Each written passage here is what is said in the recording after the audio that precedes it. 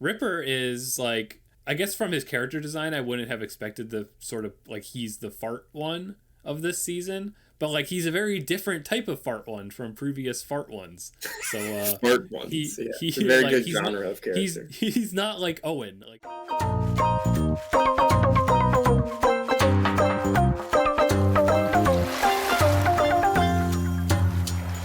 hello, I'm Crown Cryptid, and welcome to Marshmallow Munchies, the Total Drama Reaction Podcast. In this podcast series, my friend Mikkel and I watch through the brand new rebooted season of Total Drama Island, and we share our thoughts with quick reviews after each episode. This is an identical format to my previous Owl House reaction series, just now with a new host and a new show.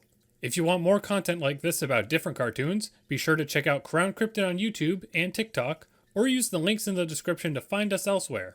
Now, there is just one important thing to note about this podcast series. If you're a diehard Total Drama fan, then you already know that this new season released in some countries in early 2023. Mikkel and I watched the season and recorded all of these podcasts in early 2023. So because we recorded these podcasts early, there are a few times where we talked about current events or upcoming media that are no longer really all that current. So please keep that in mind and don't get too confused.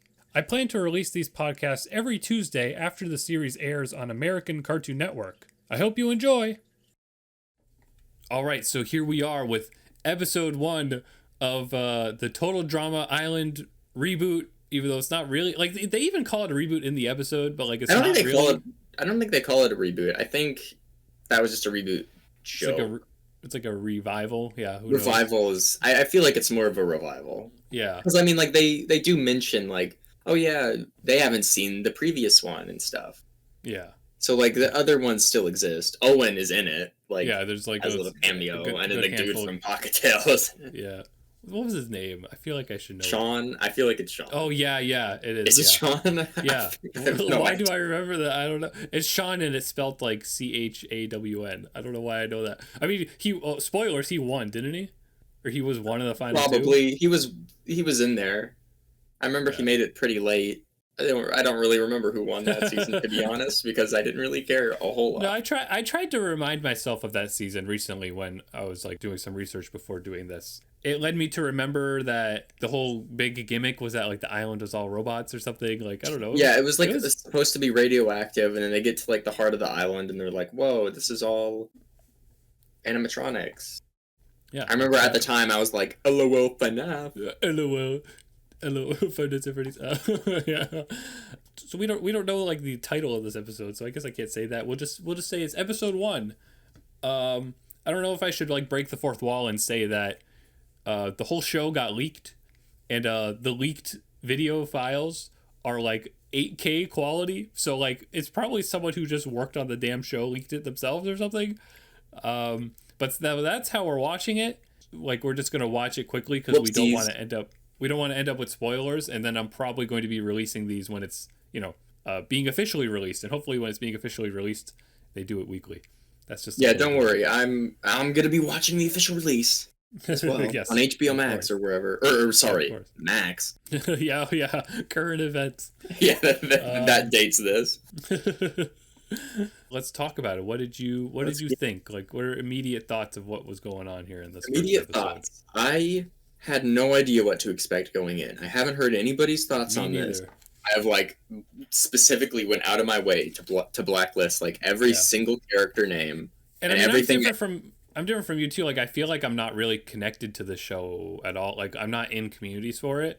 That's why I'm so excited to be able to have you with me to watch this, because like I just totally would have watched this by myself and probably have made like one video about it and like saw if it did good, and then that would decide if I talk about it. But it's like I'm really glad that I can have a friend who likes it, so I don't have to be alone. Oh yeah, like legit. I feel like I've been alone in my enjoyment for the other seasons, so it's great. Now, when you asked me if I wanted to do this, I was thrilled because I was almost going to pitch it to you because I was like, the Owl House thing is fun. I wanted to do something with you, and I was like, I don't know, like, you like the Green Eggs and Ham show. Do we do like the Green Eggs and Ham show or some shit? But then okay. But Green Eggs and Ham is amazing though. Yeah, I know. Like, legitimately. Yeah. Anyone listening to this, if you've been on the fence or going, oh, it looks like a stupid Netflix show, watch it. Go do it. Well, it's good. Do you like Centaur World too? Is that Oh, I you that adore likes Centaur that? World. Okay, then maybe we'll have to do that too. But whatever. Let's talk about Total Drama. Yeah. Okay. So Total Drama. I had no idea what to expect from this. I literally started muting and like unfollowing people that I follow on Twitter because I know that they're gonna be watching, and I'm like, I don't want to know a single thought. I don't want to know anything about this. I had no idea what to expect, and I'm gonna be honest. I thought it was lots of fun, like, Yeah. because Total Drama in the past has been incredibly hit or miss.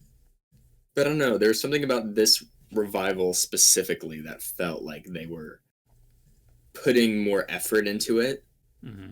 especially after so long of going, there's no audience for this. There's no audience for this. Nobody really wants it. So it coming back feels like they're trying to make a statement in making this like as good as they possibly can. Yeah. And I think that they were pretty successful, especially like I mentioned this in the retrospective. After watching Survivor, like getting the opening where they're all kind of just like talking about themselves and like kind of revealing their own character is very fun. It's exciting. There's always a special excitement like when a new Survivor season starts up and you just get to meet a bunch of new people and you just have no idea where any of them are going to go. Yeah. And I think it was especially fun too because there's definitely a production quality jump for sure. Like there was so much dynamic stuff going on. Like the fact that when they were talking about their backstories, it was like showing them. Like that's just like I don't think any other season has done that. Like there was a ton of background art and stuff done just for those little intros. Like the other seasons never would have done something like that. And maybe they're reusing assets from other seasons or like from Total Drama Rama or something, but like that's just great that they have more like storyboarding ambition now. Because I definitely feel like if you just look back at like season 1, it was very very like straightforward flash animation. Like they didn't really do much. There was barely any background characters or anything like that. It's like over time they had more designs, especially with like World Tour specifically. It's cool to see that like they're back on the island, but they're immediately showing that like this was made in 2023. Like they actually had. Yeah. It's probably a matter of money because I wouldn't doubt that like they weren't as creative when they first started the show or something. Like it's definitely a matter. I mean, I also think it's that and just experience. Like they're better with all of the software and everything.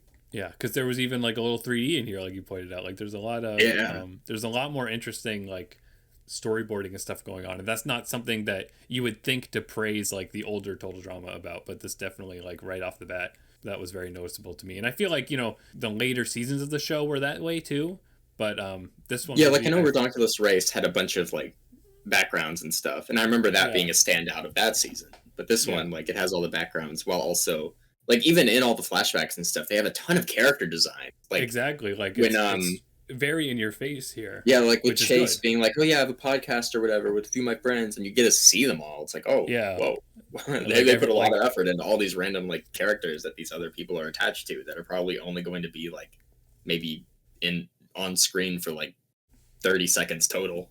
Yeah, I did want to jump off of what you said about like how they didn't make a new season for so long, and it's like, yeah, maybe. Like, I don't know if those later seasons did poorly, at least in America. Like, those later seasons just had no fucking advertisement. Also, we can swear. I feel like those last 2 seasons of the original series just weren't advertised, and that's why they flopped. And, like, maybe All Stars, I don't really remember it, but people say that it was really bad. So maybe that was so bad that people stopped wanting to watch the show at all or whatever. But, like, I don't think this has ever stopped being relevant, but it's very interesting to me that I feel like now they picked a perfect time to bring it back, because the way that these characters' personalities are like, a lot of them are very tied to like modern Gen Z-ness and like social media and stuff. Like I feel like they're capturing that really well. Like they're capturing a different type of generation from the original one, and it just works so well. And they're not doing anything here that seemed like cringe, like they have like characters here who are influencers, and it's like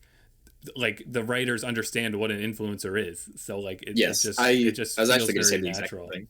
One reason that I like Survivor a ton is because it feels very like of the moment. Like when I was watching through it all for the last few years, like you could feel the evolution in casting when going through it, and I feel like that's captured here as well.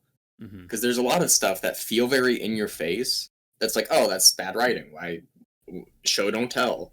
But like in a show like this, where even in the original show that's not really a parody and it's just very sincere about it, it's also just very tell. telling and not showing, because that's just how the nature of reality TV is. Like Bowie specifically, I know that there's been a lot of nervousness around that going into this season. I don't know how people are generally reacting to him. That will specify the gay character. Bowie, the first openly gay total drama character. And I really liked how which implies that we have several secretly gay characters, Noah. Maybe. It definitely feels very Survivor inspired, which I love. And then we also get the excitement of like, I don't know who wins. I don't know where this is going. Like the first elimination was kind of surprising to me. I know, me too. That was the same thing happened to Justin in season 1. I mean, he was the second eliminated. But like, if you're like a generic hunky guy on Total Drama, like you don't stand a chance. I guess. Yeah, like it feels, unless you're Alejandro. Yeah, like I'm probably going to be saying this a lot, but it feels very Survivor, where they're like, okay, you're strong and dominant. We don't want to go against you. Like Bowie felt like a very real, actual contestant in like a real reality TV show. Yeah, it's a shame that like this was only 20 minutes long, because we had to do all the introductions and everything. Yeah. In like Survivor, where like each episode's 40 minutes.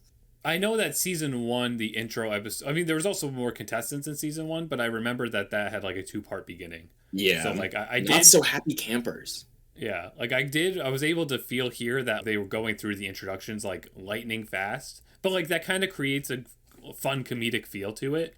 But it kind of led to like the challenge being a little boring, I guess. Like it was like it did feel like the challenge just sort of happened. Yeah, which is fine, because I'm sure that it'll get better in the future when we don't have to worry about introducing all of these characters, and as they dwindle down, there'll be more character focus. I thought it was a lot of fun. Yeah. And plus the animation as well. Like I know you've talked about it already, but like I really love the style. Yeah. Like just the visual style. I love how like the mouths look and how they're lip synced. I think it's great. Yeah, like I know that's like a kind of a generic-y thing of like, you know, oh, they all use like the same character base or whatever. It's like, yeah, who cares? Like whatever. They look good. They look different enough from previous like casts of the show. Yeah. And there is a real noticeable like animation upgrade. Like even when Chris is saying like Total Drama Island and it's like zooming out, there's a motion blur on that. There's like a flashing effect on that. Like that's all new, and that's so small, but it creates like a much smoother feeling to the animation. Like there's lots of little things that make it feel like it has much better production quality, and it's really awesome that it does, because like you would think that if this was made for streaming services or something that they would have like half-assed it, because I don't really know if like Dramarama has all that interesting animation. It's just very from what I've seen, it's well animated. Effort in this.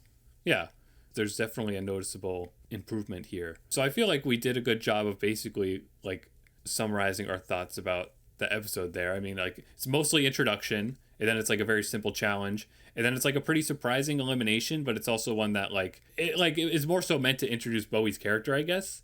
Yep. Like Caleb's gonna be gone, and he like barely talked. It was between Caleb and Emma, and obviously Emma wasn't gonna get out because she has all this drama with Chase. Well, it's funny that you said that, because you said that at the beginning of the episode, and then we get to the end where it's like, it's Caleb or Emma going home, and I was like, wait, both of these characters I could see, like, going forward.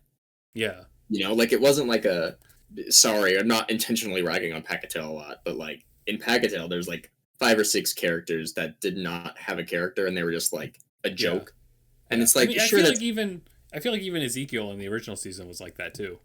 Yeah, but, I know we didn't really talk about Ezekiel in World Tour, but absolute perfection. Yeah. I love everything that they did with him. That was, yes. But yeah, like in Pacquiao, however you pronounce it, I've always been confused about the pronunciation. It felt like there was a few characters that were there to be easy eliminations at the beginning to flesh out the later cast. In this one, they all feel, I mean, other than Scary Girl, who's obviously very gimmicky, but I feel like there's an intention behind that. There's a few other people and I who do like every Survivor season, we do like a draft and we do like betting pools for it. We did that with this cast, and Scary Girl was my first pick, because I feel like she's either going home early because she's just a gimmick character, or she has some important secret lore that we're gonna get like in the finale. Mm-hmm. So I'm willing to roll the dice on that and take the chance. So you mean you're drafting them to say that you think they'll make it or not make it?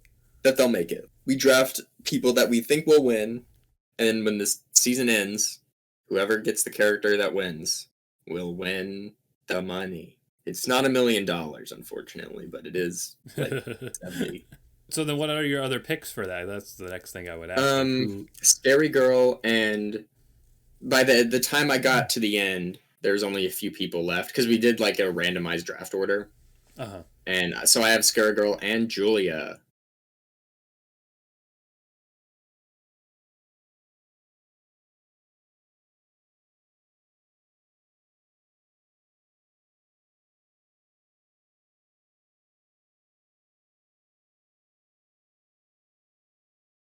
Now that we know the characters a little more, what do you feel about them? Like, who, not just in general, who do you like? Who seems like writing wise like they would be final 3, final 4? It's hard to say immediately. I feel like Chase and Emma are both going far, because I feel like they have to make a merge. They have to make a merge just to like have their own interconnected drama. MK, they built up some stuff with her stealing stuff. I feel like that's going to go pretty far. Who else? I feel like Axel, not like super far, but I feel like she's going to get like final 4th. Yeah. It'll be weird if she's early, because she seems like she's very much Eva. like she's like Eva. So yeah, it's like that's exactly what I was thinking. She's like Eva ex Courtney. So like if she gets out early, it'd be just kind of weird. Like I'd be like, oh, they did that already before. Yeah. So I feel like I hope that she has a little more personality, because she's cool. Millie, I feel like they go pretty far. Like I can tell, at least with the way this episode went, that like Bowie is like seemingly our absolutely. Our Bowie's going far. So he'll which is also good that they just eliminate the gay guy immediately. Like they're gonna make him important. Feels very Survivor. I don't know what I would think. Game. Every time I say that, take a shot. Like I like Scary Girl just like because I'm like that. So like I can't see her winning. I can see her getting far, because it'd be a good subversion. For also, her name is like Laura or something. Like that happened like at the beginning, like in the introductions. I was not expecting that at all. Yeah, like on the promo stuff that we're looking at, she's just called Scary Girl, so it's a little weird. But I guess maybe that's kind of them maybe being self-aware that like she would kind of be a fan favorite character character. What the hell would I say that? Like she'd be a fan favorite, because I mean, like, look at how in touch they are with having these characters be like social media people. Like, the writers knew that like a character who's like a crazy Harley Quinn lady is going to be a character that people like. So I feel like she's going to last a little bit, but probably not. Maybe final 5 up to that. I wouldn't think final 4. I'm putting in my chips on her. Yeah, like we need to see what they do with her and see if they give her like drama, because if she has drama, then then she'll go very far. Exactly. If you have a story arc, don't wrap it up. Wait until the end. That's your total drama tip if you ever get on Total Drama. Introduce a nice compelling hook and never follow up on it until I really like Damien. I feel like he's probably my favorite. Like the one who he's never seen the show before and he's on it. Like I feel like that's a really funny dynamic. I like that. Makes me think of DJ a little bit. Like but DJ had the gimmick of like being a softie, but like just there's like a naivete to both of them that I think is pretty funny. So like I think he's probably my favorite currently. Yeah, I think that's a fun gimmick to have, because that's something that you can't have early on. Like you have to kind of establish the show, and then you could have a character like this. Yeah, definitely. Which I love. How do you pronounce the Pira's name? Is that how you say it? Priya? Yeah, I think it's maybe. Like I mean, I could like scrub to the beginning of the episode and find it. I feel like she didn't do anything necessarily, so like I would say her, Nichelle, and Julia right now are like kind of my like iffy ones, because I'm like, this particular episode they didn't really do much that was interesting. Like Julia has a very clear gimmick, like Nichelle has a very clear gimmick. I honestly was very scared Julia was going to be first eliminated, because I was like, they pretty much did everything they did with her. MK stole her phone, so it's not like she even has anything left. We'll see if that was just a little gag or if that's going to go to something. I feel like it has to go to something. I feel like MK didn't have too much emphasis in this episode either, but I think because she has a gimmick like that, like you said, like she will end up being Yeah, stealing the phone, I think, legitimately solidified her staying for a few episodes. Yeah. I think Millie's gimmick was funny, like trying to chart the stupid stuff that her generation does. I think that's pretty funny. And then the two hockey guys are pretty fun too. And I think I was going to say, I feel like one of them have to go soon, just because like it'll give the other one character development while also not keeping both of them around for too long. Yeah. Or it could be a double elimination and then they just both go or something like that. And I think just in general, it's interesting that like there hasn't been hockey characters in the series before, I think. And that's such like a generic Canadian thing. So I think it's I wouldn't say there has been, but I have no idea. I don't know. I feel like there was hockey players in Redonkulous Race. There could have been. I feel like that too, but I don't know. Definitely Chase and Emma are like the ones that are going to get some story for real. Bowie. Z is fun. I like him. Z is funny too. Yeah, I like his gimmick. Ripper is like, I guess from his character design, I wouldn't have expected the sort of like he's the fart one of this season, but like he's a very different type of fart one from previous fart ones. So fart ones. He's a very like, good genre of character. He's not like Owen. Like the fact that he thinks he's like an alpha, but like he's just a fucking moron. Like I think that could probably lead to some funny stuff. So I don't know. There's our character review. I guess I didn't pick who do I think is gonna win. I feel like that's way too much pressure because I'm gonna be wrong. But that's the fun. I'm just gonna say Emma, I guess, because she has so much story going on and she's like really cute looking. Like I feel like I could see her being a final two. Yeah, you want a second pick? I have Scary Girl and Julia. Okay, so I would. I don't know if Bowie would make it like final two. Damien or MK? I'll say MK. I feel like that's a bit more subversive than saying Damien.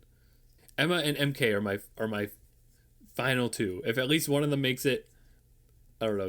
I get $1 million. Yeah, I guess so. We're gonna have to open a Patreon for that. Yeah. So I don't know. Do you have any other thoughts about this? I do want to say one thing before the end. In the credits, under animators, Anthony Kaz is there. I love his music. We're mutuals on Twitter.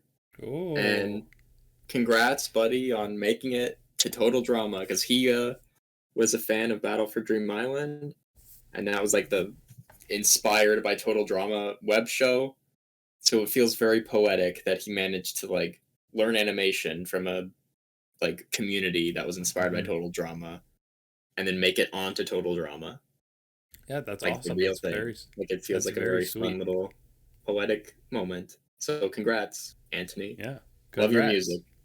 Hooray! There we go. Now we got some good unique connections to the show. We now. do it. Yeah, good. Exactly. But yeah, I think that's the show is good. The show is good. I'm so thrilled. I was so scared that it was going to be terrible. Yeah, it just kind of, it feels like it never left, but also the fact that it left for a little bit has led to it like it's capturing some more modern stuff here, and it just feels very seamless. Yeah, like it feels like a lot of these characters are just people that exist, which is exciting. Yeah. Something that like the first cast had. Yeah, I think it's going to end up working really well, and I'm excited to keep going. So I don't should we give a rating to every individual episode? Is that an idea you think would be interesting or no? I don't know if that really works for this kind of show. Yeah, it's like I have no idea if that works, but I give this one 3.5 out of 5 immunity marshmallows. Okay, yeah. Out of 5, then yeah, I'll match that. I'll match that. I would say it's higher, but it does feel a little bit like expedited. You know, like as we talked about earlier, the speed through the challenge. The challenge wasn't incredibly interesting. I think the intro, like the way the characters were introduced, had good energy, but the challenge definitely was like blown through. But good elimination, good introduction, good characters, great animation and visuals. Yep, and it'll just keep up, hopefully, and I mean we'll have more interesting challenges too. So thank you for listening to our thoughts on this first episode, and stay tuned as we will continue looking through the rest of this 13 episode season.